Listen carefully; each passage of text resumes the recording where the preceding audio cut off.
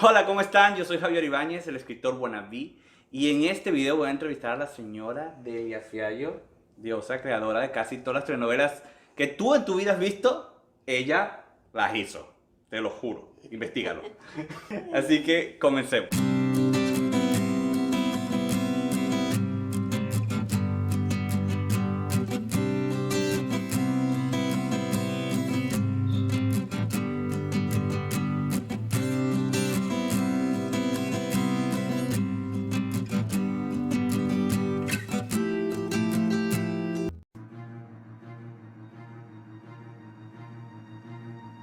¿Tú me quieres decir qué haces en mi casa, Javier Alejandro Ibáñez? Esta es mi casa por herencia, Delia María Fiallo, o te debería llamar trepadora. Atrevido. Eso no te lo permito. Patán.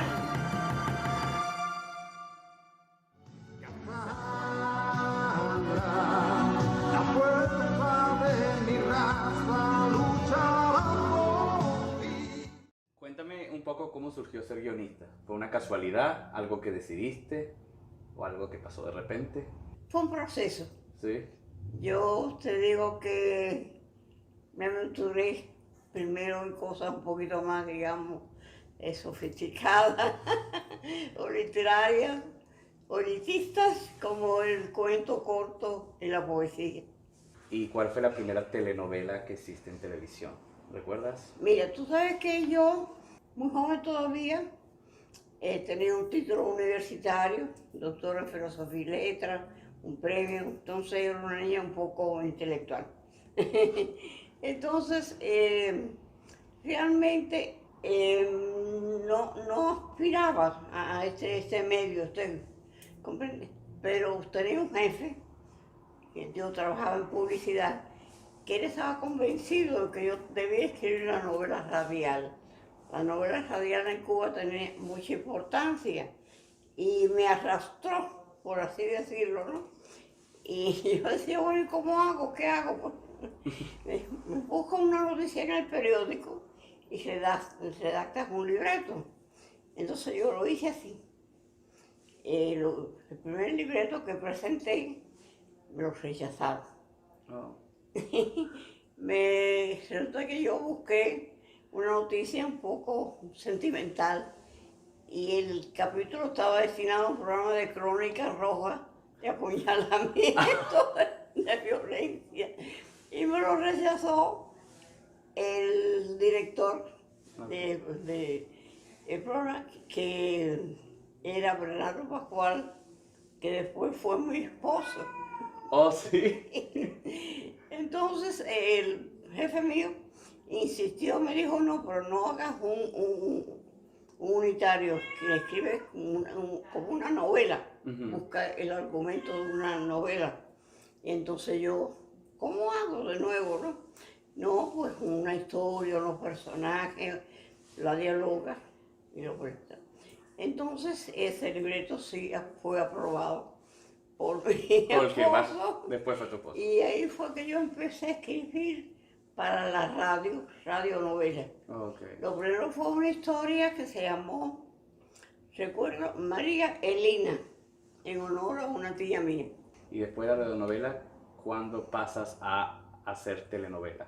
Bueno, tú sabes que estuve escribiendo telenovelas durante ciertos tiempos, hasta que llegó la televisión. Son precisamente en televisión los que incursioné fue un programa de aventuras, las aventuras del Spirit, Sí. que eran unos muñequitos americanos, y afortunadamente en aquel momento los derechos de autor pues no eran muy fuertes. No era ningún problema. Porque yo pasaba las historias de él de papel a televisión. Oh, ok. Lo que era muy honesta porque ponía el libreto original o idea original de Will Eisner, que se llamaba el autor Ok. verídico. Entonces, cuando eso terminó, había un programa que era de la Colgate Palmolive en Cuba, que se llamaba Miércoles de Amor Palmolive, que eran unitarios Ok. para televisión. Era libre. cualquiera podía presentar programa. Entonces yo presenté un capítulo, me lo aprobaron, presenté el segundo capítulo, me lo aprobaron, y el tercero me dijeron, el programa es tuyo exclusivo. ¿Sí? Sí. Ay, qué bueno. O sea, les encantó todo lo que habías hecho ya. Sí. Entonces estuve escribiendo para Miércoles de Amor Palmolive durante varios años, manteniendo siempre mi programa en primer lugar de rating, comunitarios. Ok. Un día, mi jefa de producción me dice, ¿qué te parece escribir la novela de continuidad? Y de nuevo yo, ¿y eso qué es? Bueno, pues una historia que no termina en un capítulo, sino que se mantiene en varios capítulos como los soap opera americanos. Digo, bueno, me parece muy interesante. Y entonces fue así que escribí una serie que se llamó Hasta que la muerte los separe, que era la historia de un psicópata. Fueron 16 capítulos como un experimento. Ok. Y vimos que efectivamente el público, la audiencia se pegaba de un miércoles al otro miércoles. Oh, o sea, Pero entonces empezamos ellos a aumentar martes, miércoles de Amor Palmolive, martes, miércoles y domingo de Amor Palmolive, y de ahí surgió la novela diaria. Fue el primer programa, la primera novela de continuidad que hubo en toda América Latina. y después, ¿cuál fue la otra? ¿Cuándo comienzas a escribir una telenovela ya con 60 capítulos, 50? Bueno, y ahí empezamos a aumentar el número de capítulos y ya se convirtió, como te digo, en la clásica, la telenovela de televisión de 300 capítulos. ¿En qué momento te diste cuenta que ser guionista te gustaba? Mira, realmente te digo una cosa. Desde muy pequeñita yo me di cuenta que me gustaba escribir porque eventualmente la composición, ya todavía en primaria, la mejor composición del mes era mía y me obligaban a leer en el acto público del colegio, ¿no? A todos los alumnos con un micrófono. Pero ya te digo, yo tenía esa cosa de esos complejos, un poquito intelectualoides, ¿no? El pudor del melodrama. Ah, ok. Y cuando yo descubrí la magia que había en contar una historia, ¿comprende? Y llegar al corazón de la gente, despertar sus emociones y que esa gente hacerlos reír, llorar, soñar. Me enamoré del género, aprendí a respetarlo.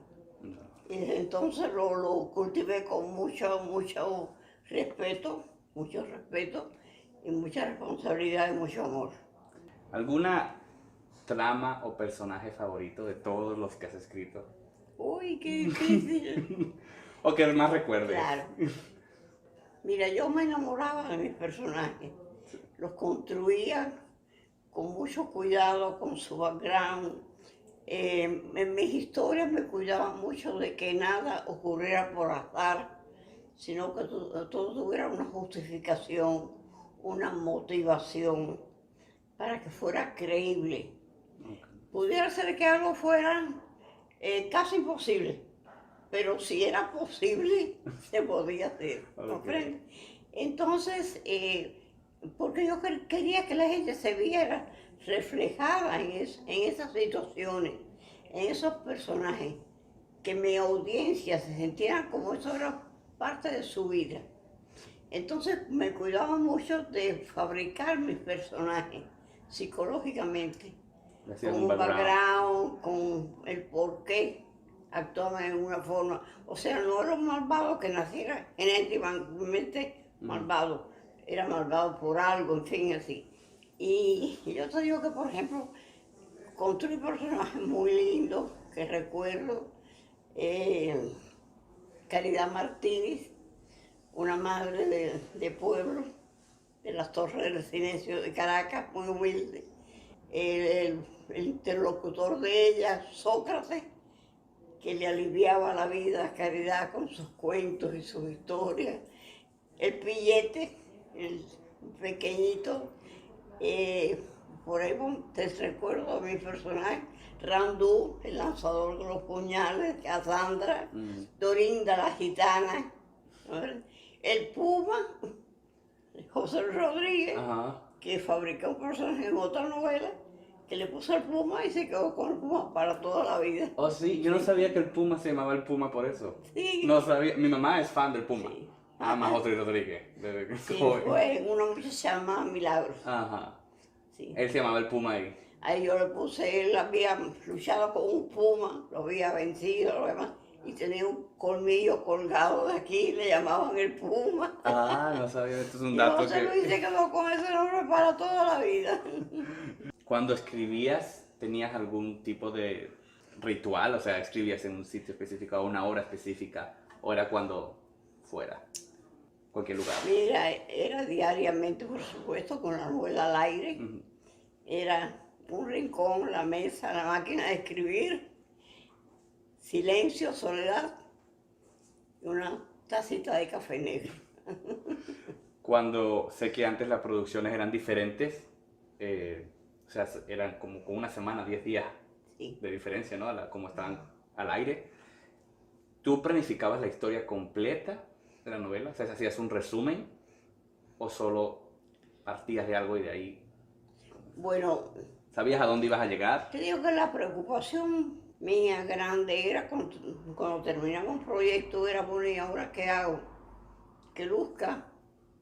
Todo se ha hecho, pensaba yo, que luzca por lo menos algo novedoso. Y entonces pues buscaba una historia que fuera muy como una mucha cantidad de personas. Ya te digo, no quería escribir para la minoría, sino para un público multitudinario. Entonces escribía mi sinopsis, delineaba mis personajes y ya teníamos una junta de producción para discutir los elementos de la trama, enriquecerla, y de ahí pues me empezaba a desarrollar la historia. Casi siempre con una cercanía muy al aire, muy pegada al aire. Tengo una pregunta, porque no estoy seguro. Me pasaban cosas a veces. No estoy- Sí, ahora vamos para que me cuentes esa anécdota. ¿En esa época tú tenías dialoguistas o tú No, escribías no, todo? Yo toda. Todo el capítulo lo escribías tú. Ella escribía todo el capítulo de ella, no tenía 4 personas. Ah, bueno, siempre... Yo tuve una sola persona que me ayudó, que quiero hacerle la cosa de recordarla, Sí. porque la quise mucho, Ana Mercedes Escami, Ah, no me sé, que cuando yo estaba muy ahogada ya pedí ayuda. Y me acuerdo que una vez yo estaba invitada a Radio Caracas, a la radio, la estación de radio, y oí que estaba una novela al aire, adaptada, una novela mía. Y estaba cambiada nada más con los giros idiomáticos venezolanos, Ajá. en vez de cubanos y las locaciones. Y pregunté, ¿quién es ella? Y me dijeron, Ana Mercedes Escami. Y cuando yo me sentí ya muy impresionada, pedí a alguien y la pedí a ella. Ah, qué bien. Y nos compenetramos mucho, fuimos amigas muy queridas y ella me alivió mucho en mi trabajo. En las producciones siempre hay problemas, como actores que despiden o cosas de esas que suceden, y más en esa época de producción que están muy cerca. Un actor se enferma, un actor cualquier cosa. ¿Tienes alguna anécdota que te haya pasado donde hayas tenido que cambiar hacia dónde ibas? Porque... Me ocurrió que una muchacha llamada Milagro, la protagonista Rebeca González, era una jovencita, inocente, casta pura, y en la vida real la actriz quedó embarazada. Oh, Mira cómo justificar aquello, ¿verdad? Bueno, pues tuve, porque como era la protagonista, que asimilar aquella situación, buscarle una justificación y llevar todo el embarazo de Rebeca hasta el momento del parto O sea, que la Qué vida fin. real era... y cambiar toda mi historia para esa situación imprevista que se había presentado. Bueno, la novela estaba en el aire. Hasta que ella dio, tuve que esperar y Rebeca demorándose en dar a luz, Sí. retrasada. Y yo robando que Rebeca acabara de dar a luz. Y la firmamos acabada, recién parida, Ajá. con su bebé en brazos. Otra vez, un actor que tenía un personaje muy importante, le dio un infarto y murió. Ahí imagínate cómo yo justificar la desaparición de ese personaje. Ahí lo puse que había tenido que hacer un viaje repentino y más nunca apareció. Después otro actor que se le dio un personaje muy importante, no sirvió, era muy flojito. Y a ese lo maté. Lo mataste. A ese se despeñó por un barranco con el carro o murió instantáneamente. Eran las cosas que pasaban, los imprevistos que había que los solucionar en la marcha. ¿Todos tus proyectos fueron ideas originales tuyas? ¿O el canal te dijo, quiero que hagas una novela sobre la moda? No, No. realmente no me sugirieron. Tú ya tenías todo. No, era todo cosas, producto de mi fantasía, de mi creatividad. Y cuando ya tenías una idea para un diferente proyecto, ¿te la aceptaban sin rechistar? Bueno, tú sabes que ¿O alguna vez te costó vender? Decir, esta es una buena historia. no, yo tenía reuniones de producción para discutir razonablemente las cosas de la trama y aceptaba sugerencias y otras las rechazaba y no permitía que me pusieran nada en lo cual yo no creyera. Ah, ¿Sí? ok. Y ellos me respetaban eso. ¿Cómo era tu día a día cuando eras guionista? Bueno, Tenías que ser mamá, imagínate tú. guionista. Además de escribir, yo tenía que vivir. Claro. Tenía mi esposo que una vez se compró un pullover que decía I need attention. Una indirecta, bastante directa. Tenía 5 hijos, ¿comprendes? Y aquí están mis perritos, mi Era un gatita, perrito. que son mis compañeritos. Chiste chico y ella es Candelita, la gatita. Bueno, pues entonces... Ah, pues él va a salir también. Wow. Wow, fuerte. Entonces, prácticamente yo tenía el día bastante ocupado en muchas cosas. Esperaba que todo el mundo se acostara a dormir. Y a esa hora empezaba a escribir O sea, que ¿cuántas horas dudabas en la noche? ¿Una hasta hora, que 2 horas? veía amanecer a través de la ventana. Y un vecino que tenía un gallo que cantaba por las mañanas me anunciaba que era Que ya era hora el de día. parar. Entonces a esa hora ya casi el librero estaba terminado. Salíamos corriendo al aeropuerto, me vestía, lo terminaba, subía al auto con Fernando, íbamos corriendo al aeropuerto. Yo iba hasta el gate de Venezuela, que iba a los vuelos para Venezuela, y a un pasajero supuestamente amable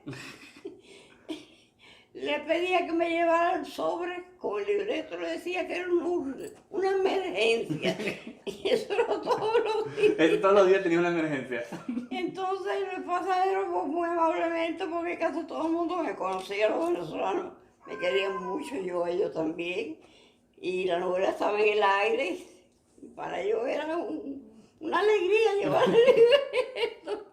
Entonces, yo no creo que eso sea el común denominador Ahora. de un libreto, de un libretista de televisión, Sí, pero fue mi fue tu vida vida. durante años y años. Entonces, ¿no revisaban tus guiones? O sea, tú lo enviabas y no había... ¿Eso es lo que grababan o te lo devolvían? Una vez una persona de la competencia se lo llevó y no lo entregó. ¿Oh, sí? Entonces lo tuve que dictar por teléfono porque entonces no había fax ni había ningún medio. Ah, pero electrónico. tenías una copia. Claro. Ah, por lo menos tenías una copia. Sí. Esta pregunta es difícil. ¿Cuál ha sido la telenovela que tú has escrito que más te gustó? Wow. Esa sí que es difícil. Porque sé que todas las dedicaste y todas te gustaron, pero ¿cuál es una que sí que tengas como más cariño? Quizá porque fue muy difícil o porque... Así haciendo un esfuerzo muy grande para escoger. Yo diría que fue Esmeralda. Esmeralda. Esmeralda. Esa fue la- Esmeralda fue la primera novela mía que salió al mercado exterior. Oh, En blanco y negro todavía. Conquistó todos los mercados. Todavía cuando en muchos lugares ya había color. Esmeralda triunfó en blanco y negro. Wow. ¿Alguna telenovela que tú no hayas escrito que te haya gustado? Ah, ha habido muchas. Porque te digo, oh, O sea, que el viste. clon me encantó. El clon, la indomable, la usurpadora. Muchas, muchas que de verdad. Una de las últimas que vi que me gustó mucho es Nada Personal. Fue una novela muy bonita, muy inteligente. Mm. Me gustó mucho. ¿Tienes algún consejo para los escritores wannabe, para los que quieren ser guionistas? ¿Algún consejo que tú le dijeras que les serviría? Cada cual tiene su conciencia. Yo jamás pude tener la cosa de ganarme un punto de rating haciendo algo que yo pensara que pudiera dañar a mi teleaudiencia. Tenía como una... Yo misma me reprimía, me ponía límite. hasta dónde podía llegar.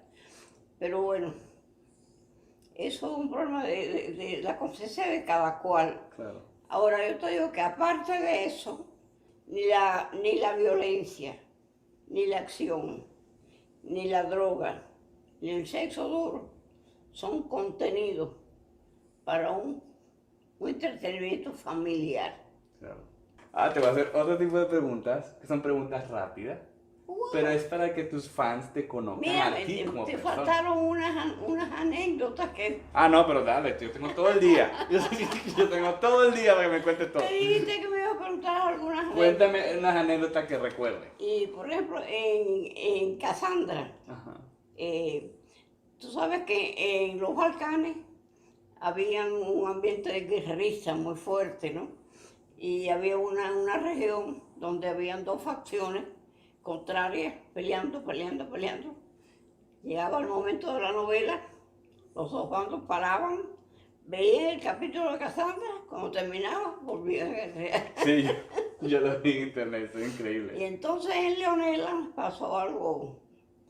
Estaba completamente prohibido por una comisión de ética el tratamiento de drogas. Okay. Pero yo decía, si yo tengo en mi mano un medio tan poderoso de penetración, ¿cómo yo no lo voy a usar para algo positivo? Para una alerta a las madres en cuanto a los síntomas de los muchachos con drogas, todas esas cosas, ¿no? Y entonces yo empecé con el personaje de Yaret Rodríguez, Patti, a meter detallitos que ella se tomaba una pastillita y se ponía a bailar. Y un día me llamaron de Radio Caracas y me dijeron, mira, tenemos aviso del Ministerio de Comunicaciones que si esta noche no muere el personaje de Patti, mañana la novela no sale al aire. Oh, ¿y la tuviste que matar? Queda suspendida la novela. Wow. Tienes tiempo suficiente, porque como tú estás adelantada, mentira, yo nunca estaba adelantada. Pero tienes tiempo suficiente para solucionar esto. Y yo colgué y me quedé anonadada. Y entonces me llama mi productor Alberto Yarroco y me dice, señora Odelia, ¿alguna vez usted ha dejado de salir al aire? Le digo, no. Dice, yo tampoco.